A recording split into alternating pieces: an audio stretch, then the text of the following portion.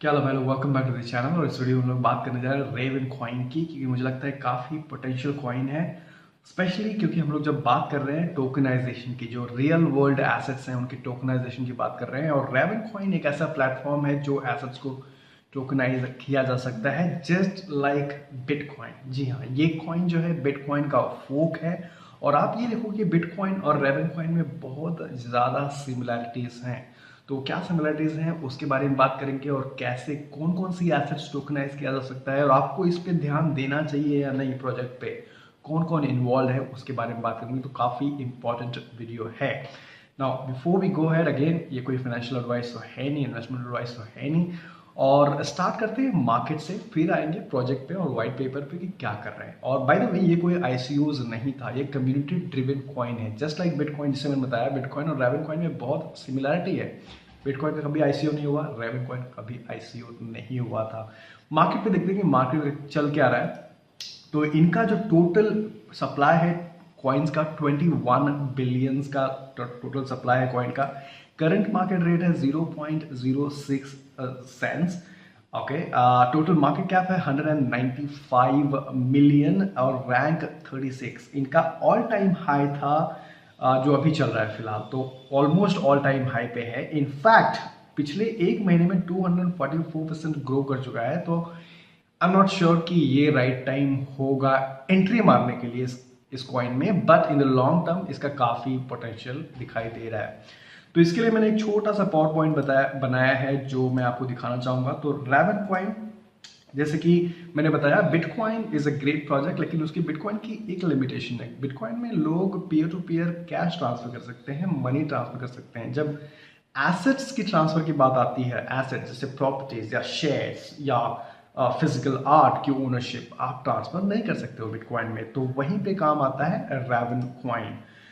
तो ऑफकोर्स जैसे मैंने बताया, peer to peer electronic system for creation and transfer of assets.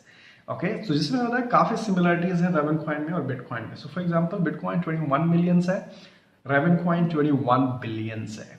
और ये बाय द वे फोक है बिटकॉइन का। तो बिटकॉइन में ब्लॉक साइज है, ब्लॉक टाइम है 10 मिनट्स, रेवन कॉइन का है 1 मिनट। सो ये भी माइनिंग होता है, बिटकॉइन भी माइनिंग होता है, ये भी माइनिंग कॉइन होता है। और ऑफ कोर्स ये एसिक रेजिस्टेंस है, तो जिसके पास एसिक माइनर्स है वो चाहता है कि मैं स्पीड से माइन करूं, तो वो पॉसिबल नहीं है। स्पीड एसिक रेजिस्टेंस है। ओके, उसके बाद इसका एल्गोरिदम SHA-256 बिटकॉइन में होता है, इसका एल्गोरिदम है X16R algorithm. Now, anyway, let's talk about the kind of assets जो टोकनाइज किए जा सकते हैं रेवन कॉइन पे। सो गोल्ड बार, silver coins, physical euros, energy credits, in fact और भी बहुत सारे एग्जांपल्स हैं। फॉर एग्जांपल, अगर इनके व्हाइट पेपर में देखोगे तो इनका व्हाइट पेपर यहाँ पे is authored bye Bruce Fenton Tron black. जैसे मैंने बताया कि ये कोई आईसीओज नहीं था, बट ये आपको बहुत इंपॉर्टेंट है कि इन्होंने ऑथर जो किया है, जो व्हाइट पेपर लिखा है, वो बंदे लोग कौन है। जैसे बिटकॉइन का व्हाइट पेपर सतोशी नाकामोटो ने लिखा था, तो रेवन कॉइन का व्हाइट पेपर लिखा कौन है और उसका क्या वैल्यू है। तो हम लोग देखेंगे कि ब्रूस फेंटन और ट्रॉन ब्लैक एक्चुअली उनका एक्सपीरियंस क्या है, क्योंकि वो भी काफी मैटर करता है। बट उसके पहले कौन कौन से टाइप की एसेट्स आप टोकनाइज कर सकते हो। एंड ऑफ कोर्स आप ये भी बोल सकते हो कि यार टोकनाइज करने के लिए इथेरियम है, क्यों नहीं, आई मीन फिर रेवन कॉइन में क्या फर्क है। तो उसके लिए भी मैं एक एग्जांपल दे दूं आपको कि आपने अगर इथेरियम में देखा होगा कि एक नाम का टोकन, मतलब एक ERC20 टोकन कई नाम से आ जाते हैं। मतलब थोड़ा सा आप स्पेलिंग चेंज कर लो और आपको काफी कंफ्यूजन हो जाता है कि ये टोकन एक्चुअली सही है, ये वाला कॉन्ट्रैक्ट एड्रेस है या ये वाला कॉन्ट्रैक्ट एड्रेस है। तो एक ही कॉइन के 2-3 कॉन्ट्रैक्ट एड्रेसेस वहां पे होते हैं। तो प्रॉब्लम क्या है कि जब इथेरियम पे आप कोई एसेट टोकनाइज करते हो, और ऑफ कोर्स लेट्स से आपने डायमंड टोकनाइज किया है, गोल्ड टोकनाइज किया है, तो वहां पे थोड़ा भी नेम का मिसमैच नहीं होना चाहिए, थोड़ा भी स्कैमर्स को ये मौका नहीं मिलना चाहिए कि वो एक स्पेलिंग चेंज करके लोगों को चीट कर सके। तो इसीलिए ये प्लेटफॉर्म जो रेवन कॉइन है स्पेसिफिकली उसके लिए बनाया गया है। इथेरियम में तो बहुत सारे यूज केसेस हैं, बट ये सिर्फ एसेट टोकनाइजेशन के लिए ही बनाया हुआ है और काफी पावरफुल है।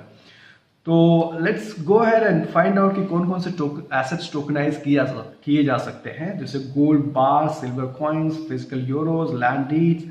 बाद में representing of share of project, security of tokens, share tokenise किए जा सकते हैं, representing the virtual goods, representing a credit. काफ़ी सिंपल इनका वाइट पेपर है, इनफैक्ट अगर आप पढ़ना चाहोगे, और काफ़ी नंबर ऑफ डेवलपर्स काम कर रहे हैं। और एक चीज़ मैंने बताया, आपको बताया नहीं, जब मैं आपसे बात कर रहा था कि बहुत सारे सिमिलैरिटीज़ हैं रावन कॉइन और बिटकॉइन में, तो एक चीज़ और भी इम्पॉर्टेंट है कि 430 बिटकॉइन डेवलपर्स ने मिल के रावन कॉइन पे स्टार्ट किया है। मतलब 430 ऐसे डेवलपर्स जो बिटकॉइन पे काम कर रहे थे और वो अब रावन कॉइन पे काम कर रहे हैं। तो ये काफ़ी सिग्निफिकेंट है। तो आप देख सकते हो कि इनकी फिलॉसफी में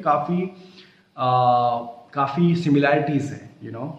सो दूसरी चीज़ मैं आप बता दूं कि अगर आपको देखना है कि कौन कौन लोग इन्वेस्ट कर रहे हैं, तो ऑफकोर्स जैसे मैं बताया कि हम लोग देखेंगे कौन कौन इसमें ऑथर किया, तो Bruce Fenton and Tron black. तो ब्रूस फेंटन और ट्रॉन ब्लैक का अगर आप हिस्ट्री देखोगे उन्होंने क्या किया है पहले, तो ट्रॉन ब्लैक ऑलरेडी इनका 5 से 6 साल का एक्सपीरियंस है बिटकॉइन और क्रिप्टो करेंसी स्पेस में। इनफैक्ट ये सीनियर सॉफ्टवेयर डेवलपर थे T0। By the way, T0 is the number 1 STO trading platform right now. Let me see.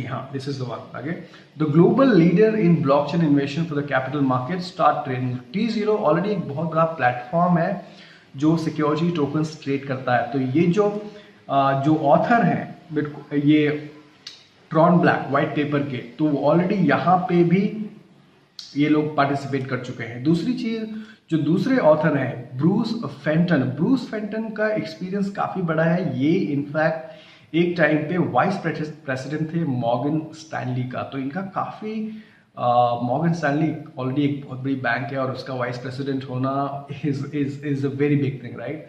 और उन्होंने ऑथर किया। तो ये दोनों बंदों ने ये रावन कॉइन ऑथर किया है। ये आई थिंक हेड है इनके, but of course Raven coin एक कम्युनिटी ड्रिवन कॉइन है और ओपन सोर्स है, you know, free to use है। So but it is important कि किसने बनाया ये कॉन्सेप्ट, राइट।